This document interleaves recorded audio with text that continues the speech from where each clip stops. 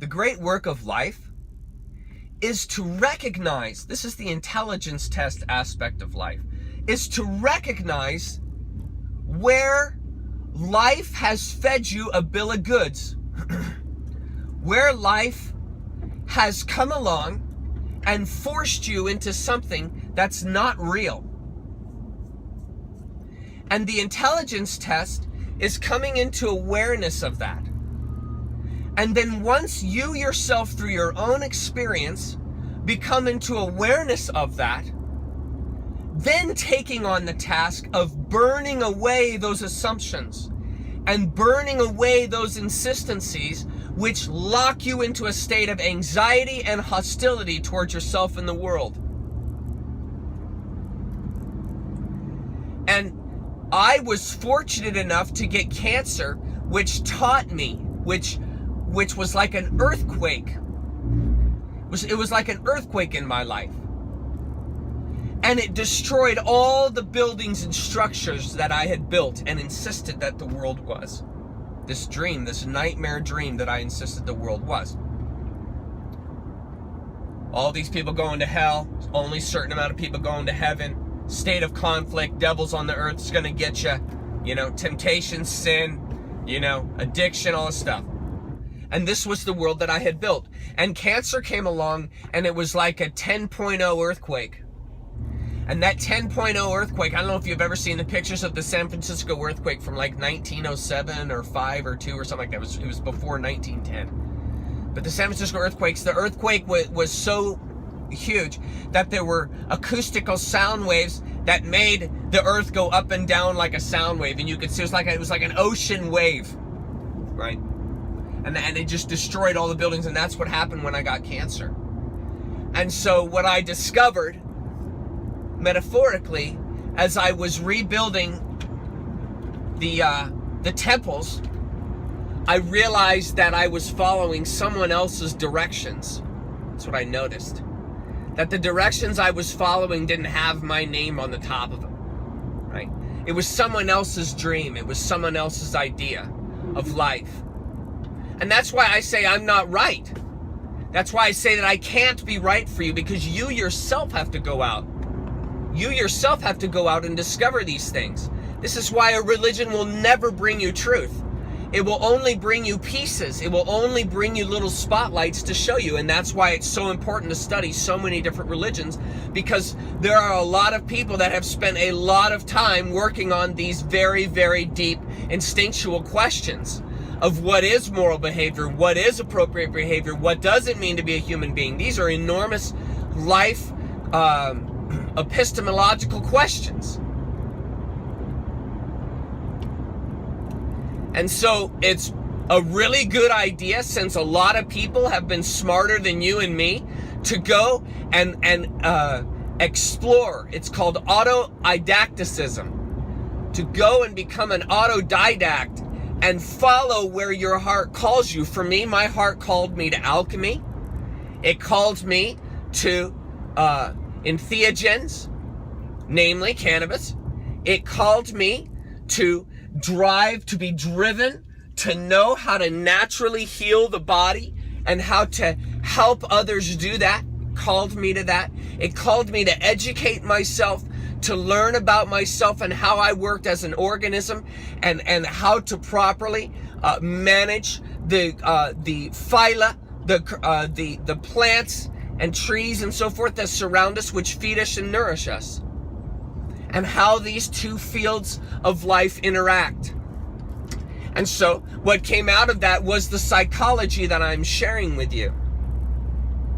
And it's my task, it's my role as a human being to share unreservedly, with zero selfishness, with zero intention to take anything from anyone, but to do nothing but to give back to the world this. And so the idea is that if everyone did that, we would have this symphony of offerings.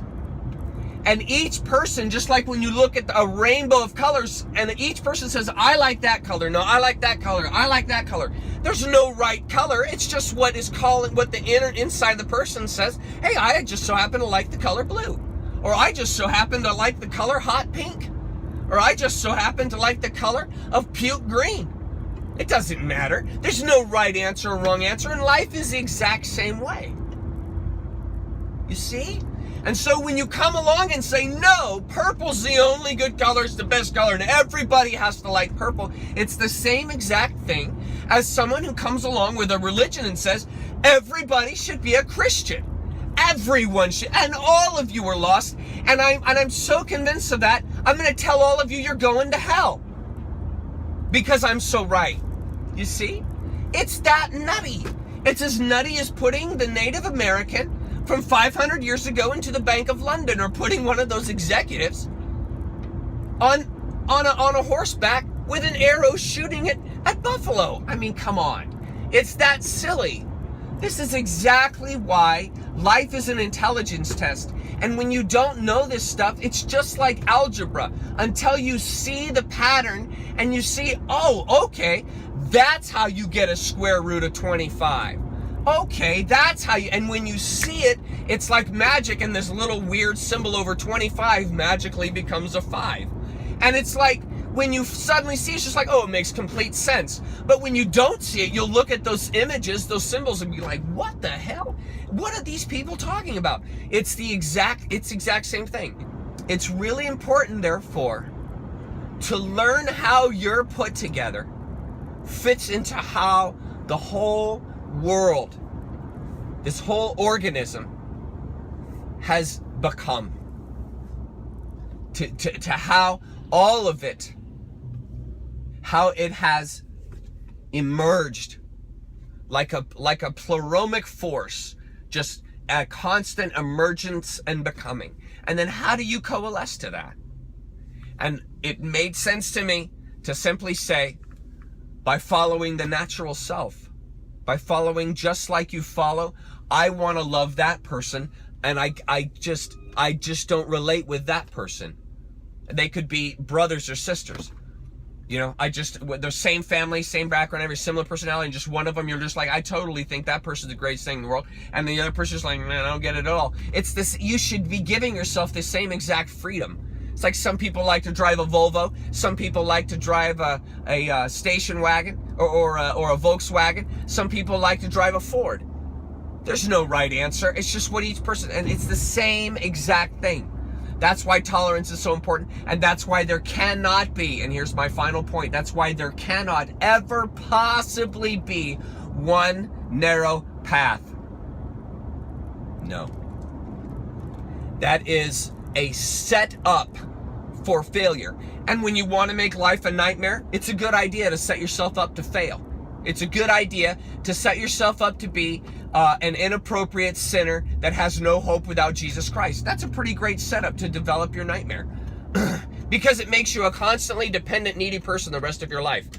It makes you constantly like that, and it makes you insist that on other people, because you're sourcing from a state of fear, from a state of, God's gonna thump me if I don't believe in Jesus and believe in the cross. You've just set yourself up for a nightmare. Because if you don't obey, if you don't submit, you're gonna get thumped. You're gonna pay. Whether now or when you're dead, you're gonna pay. You see? That's the idea of running a slavery. That's the exact principle that a taskmaster would emphasize and embrace. And that's why I'm doing these videos, to become very practically but very blatantly show these dysfunctions, disconcordances within every single religion, not just Christianity, but I have so much experience with Christianity. That's really been my probe. That's really where I am really pushing in my finger, because I really know a whole bunch about that. And so I know a lot of people that I love, that I want to help. Not help. There are a lot of people that I just simply want to be a light to. I simply want to be a beacon of light and just say, hey, here's another shade. Here's another, I'm going to come over here, this other side of the rock that you've never stood, and I'm going to take a gigantic spotlight, 1 million candle power, and I'm just going to shine it all on this shady side that you dismissed and excused away back when you first became indoctrinated and actually never even asked the question. And I'm coming along and saying, okay, here we go. Now here's some questions for you, and you're not going to be able to answer them and remain appropriate to the life that you have insisted.